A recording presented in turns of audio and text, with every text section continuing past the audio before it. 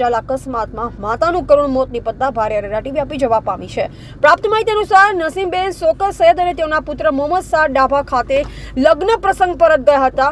ત્યાંથી લગ્ન પ્રસંગમાં હાજરી આપી તેઓ પરત પાલેજ આવી રહ્યા હતા ત્યારે આમોદ સરભાણ માર્ગ પર કોઈ અજાણ્યા વાહન ચાલકે તેઓની બાઇકને ટક્કર મારતા પાછળ બેઠેલા નસીમબેનને માથાના ભાગે ગંભીર ઇજાઓ થતા તેઓને સારવાર અર્થે આમોદ રેફરલ હોસ્પિટલ ખાતે લઈ જતા ફરજ પરના તબીબે તેઓને મૃત જાહેર કર્યા છે। ઘટનાની જાણ પાલેજમાં વાયુવેગે પ્રસરતા ઘેરા શોકની લાગણી વ્યાપી જવા પામી છે। ઘટના સંદર્ભે આમોદ પોલીસ મથકમાં ફરિયાદ નોંધાતા પોલીસે અજાણ્યા ફરાર વાહન ચાલક વિરુદ્ધ ગુનો નોંધી ઝડપી પાડવાના ચક્રો ગતિમાન કર્યા છે।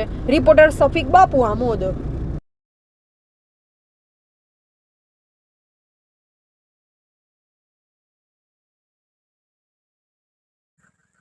આજ રોજ સવારના 12:30 વાગ્યાના સુમારે અમારા નાના ભાઈ શોકત મિયાની પત્ની નસીમબેન તેમના પુત્ર મોહમ્મદ સાદ સાથે ડાભા મુકામે લગ્ન પૂરું કરી પાલેજ તરફ જતા હતા।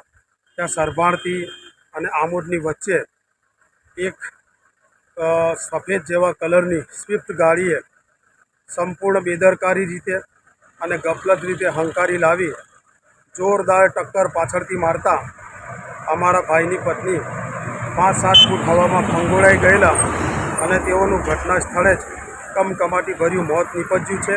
સાથે સાથે અમારા ભત્રીજા મોહમ્મદ સાદને પણ પગમાં ખભામાં ગંભીર ઇજાઓ થયેલી છે અને આ રીતના એક અજાણ્યા વાહને અમારી ભાઈની પત્નીનું મોત નિપજાવેલ છે, જે બદલ તેમની વિરુદ્ધમાં અત્રે અમે ફરિયાદ કરવા આમોદ આવેલા છે।